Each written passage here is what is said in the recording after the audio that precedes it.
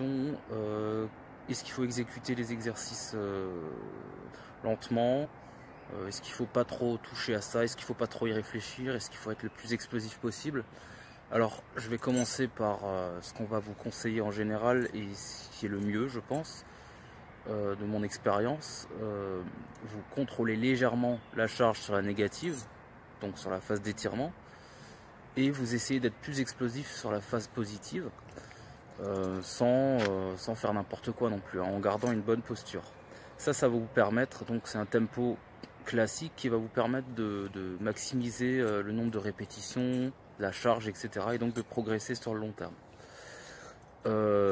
Ensuite, certains peuvent avoir un avantage dans certaines conditions. On peut travailler vraiment sur un tempo très explosif avec des charges modérées pour développer la puissance, l'explosivité. Ça, ce sera plutôt pour certains types de sports en préparation physique. Et enfin, est-ce qu'il faut ralentir le tempo?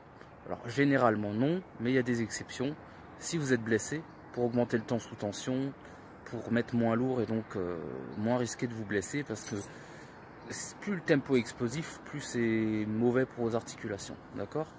Donc si vous avez des articulations fragiles, des douleurs, etc., ça peut être intéressant de ralentir le tempo, de mettre moins lourd, etc.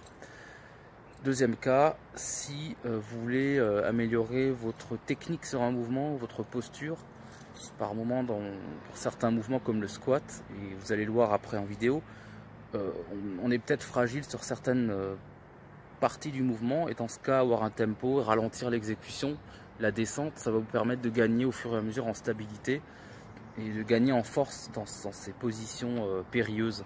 Et donc ça peut être intéressant d'implémenter ça, mais ça doit vraiment se faire de manière très réfléchie. Voilà. Sinon, par ça, pas vraiment d'intérêt de se poser ces questions. Exécution 1 à 2 secondes sur la descente, 1 seconde sur la poussée. Et bien sûr, plus vous allez mettre lourd, plus ça va être long, c'est normal. Mais ça ne veut pas dire que vous n'allez pas avoir l'intention de pousser le plus vite possible. Et c'est ce qui va vous permettre, comme dit, de faire plus de reps, de mettre plus de charge et de progresser sur le long terme. Et c'est ce qui va vous permettre de prendre du muscle. C'est vraiment la seule chose à retenir. Ralentir le tempo pour augmenter le temps sous tension, faire des séries plus longues, etc. Ça n'a pas beaucoup d'intérêt. Si c'est au détriment derrière de la charge. Donc vaut mieux avoir un tempo légèrement plus explosif mais mettre plus lourd et faire plus de reps, que d'avoir un tempo lent mais mettre moins lourd et donc moins de tension, sachant que la tension mécanique est le facteur numéro 1 d'hypertrophie. Voilà, et je vous laisse avec un petit clip vidéo. À bientôt.